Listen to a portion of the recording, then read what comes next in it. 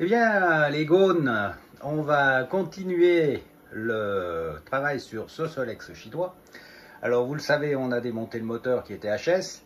On a démonté un moteur de MBK pour mettre dessus qui était également HS, notamment au niveau du carter. Le voici, le voilà, il est là. Vous voyez, il était collé à l'emplacement du logement de roulement. Et donc, ironie de l'histoire, on va utiliser les premiers carters donc de l'atelier de la Vigne qui sont faits en France, donc ce carter là, pour réparer un Solex chinois. Avouez quand même que c'est assez drôle.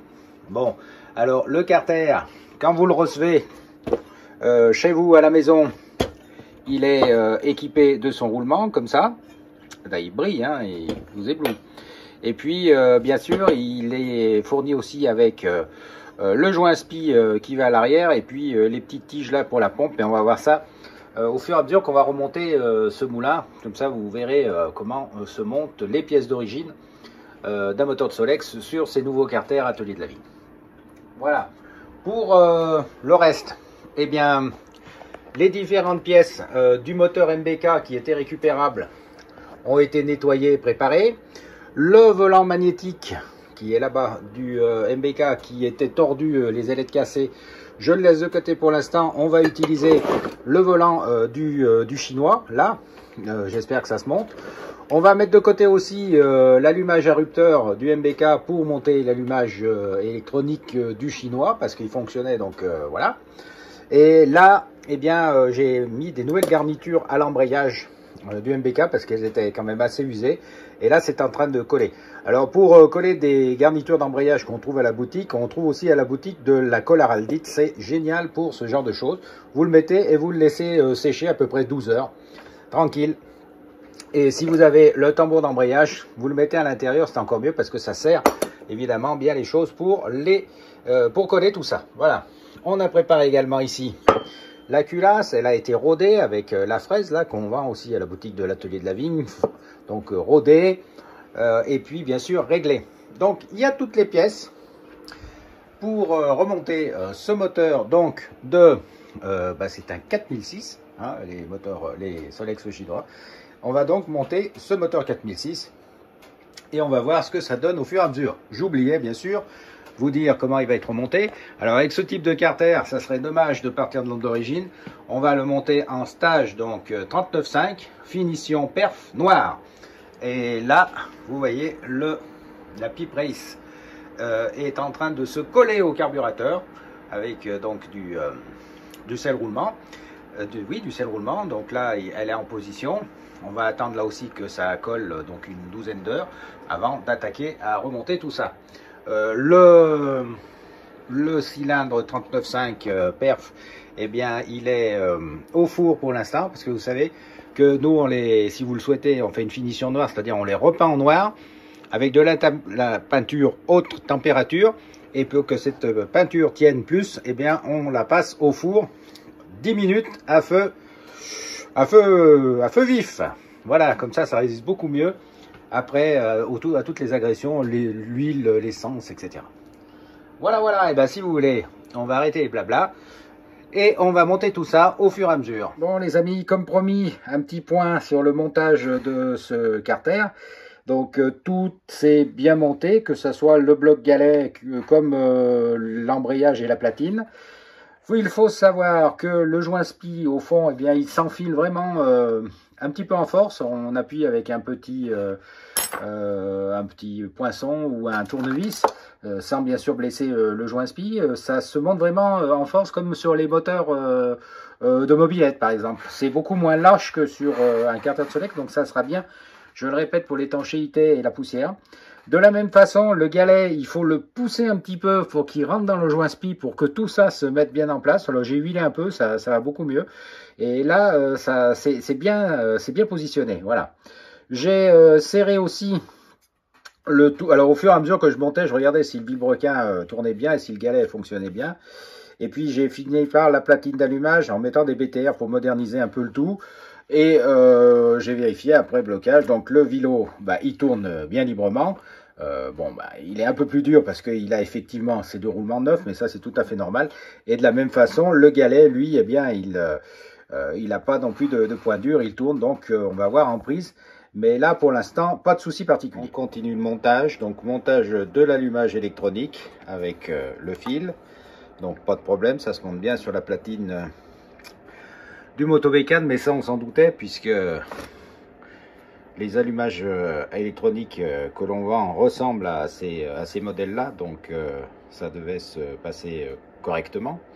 Là, vous voyez que par contre, il n'y a pas les renforts, tout ce qu'on a rajouté, hein, parce que c'est pas de casse au bout d'un moment.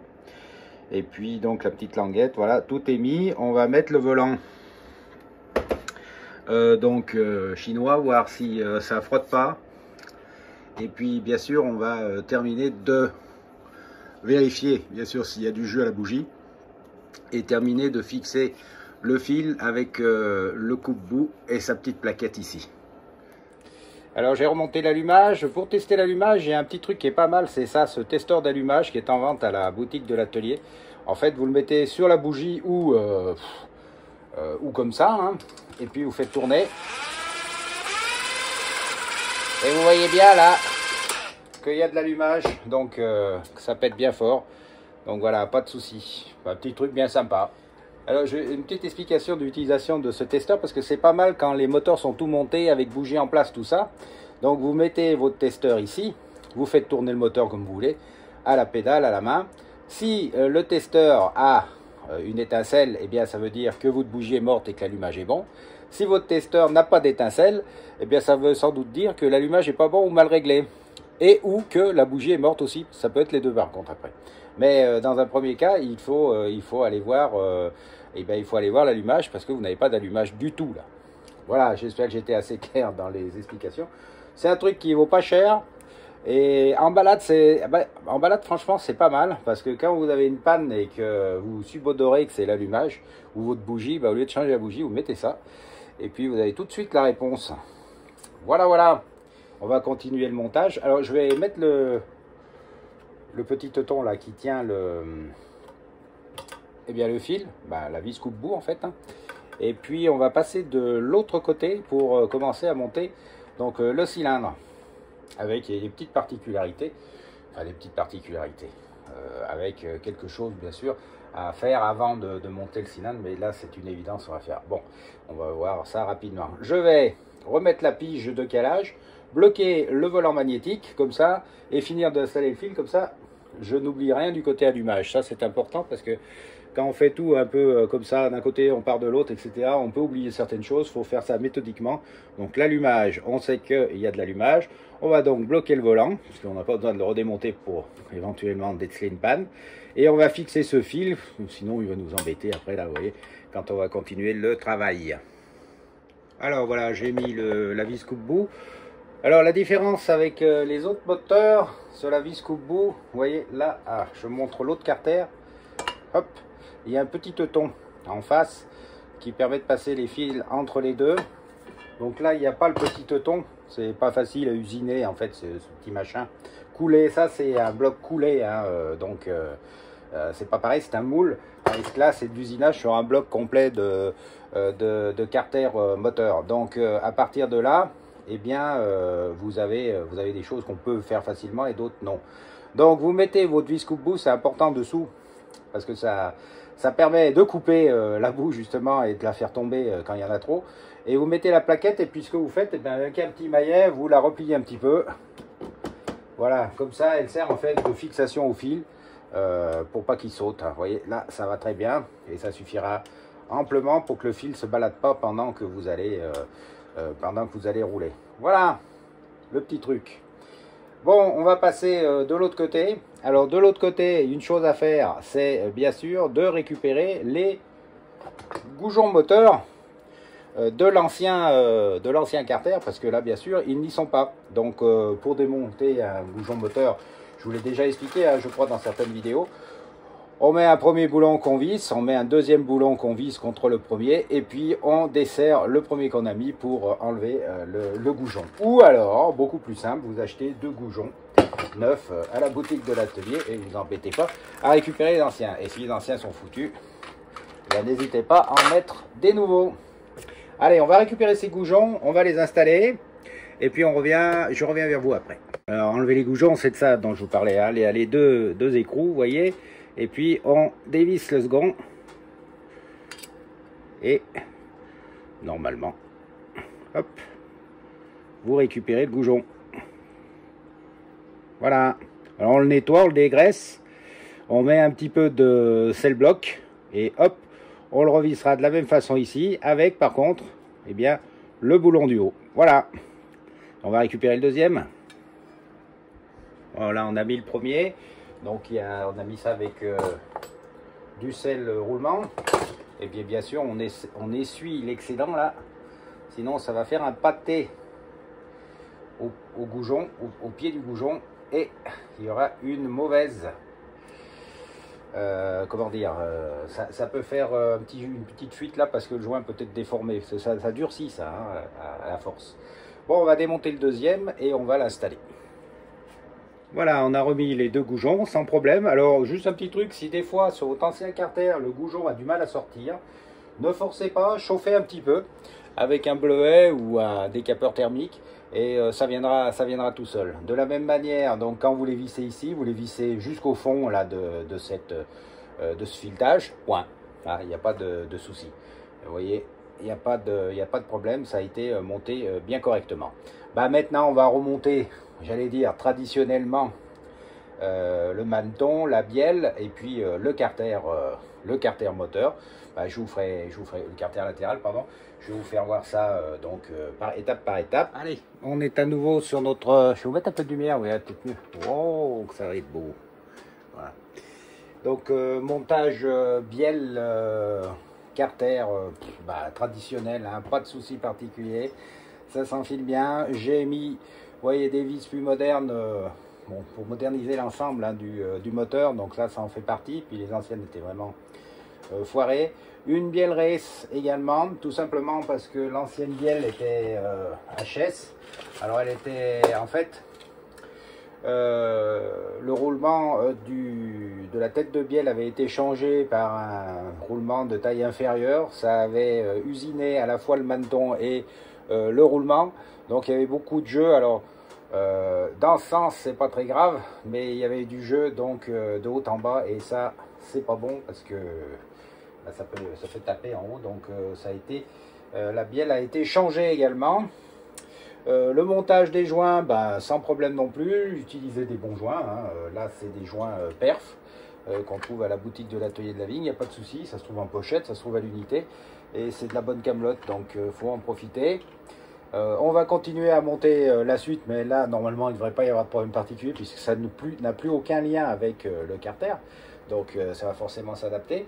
À savoir, bien sûr, le cylindre. Alors, on part sur un 39,5 finition perf noir. Donc, on va monter ça. On va monter également le carburateur qui est déjà sur sa pipe race ici. Alors, sur un ancien cylindre, c'est simplement pour l'aligner correctement que je fais ça. Et puis, on va finir par la culasse. Alors, culasse traditionnelle aussi, puisque c'est un système à relevage et à décompression, donc style MBK. Donc, on va remonter la culasse et tout le système de relevage d'origine. Bon, les amis, eh bien, voilà. Le moteur commence à être bien remonté. Alors tout ça, pas de problème. Hein. De toute façon, il n'y avait aucun lien avec le carter, si ce n'est les anthrax. Mais alors ça tombe pile poil. Pas de souci, pas de forçage, rien du tout. Sur certains moteurs d'origine, on est obligé un peu des fois de forcer. Vous savez, quand vous rentrez ces nouveaux cylindres. Mais là, en l'occurrence, ça tombe pile poil. Voilà. Juste une précision très importante. Mais je les fournirai de toute façon avec les carters. Les vis de pige, voilà, les vis de pige on trouve tout et n'importe quoi. Les gens montent des vis cruciformes, des vis BTA, etc. Bon, bref, on trouve tout. Sur le MBK d'origine, c'était une vis donc comme celle-ci de longueur 12. Or, la longueur 12, comme on a, vous le savez, améliorer la chambre de combustion, eh bien, le carter est donc un petit peu plus fin, et le 12, eh bien, ça a bloqué le vilo. Donc, il faut du 10. Et ça, c'est important à savoir.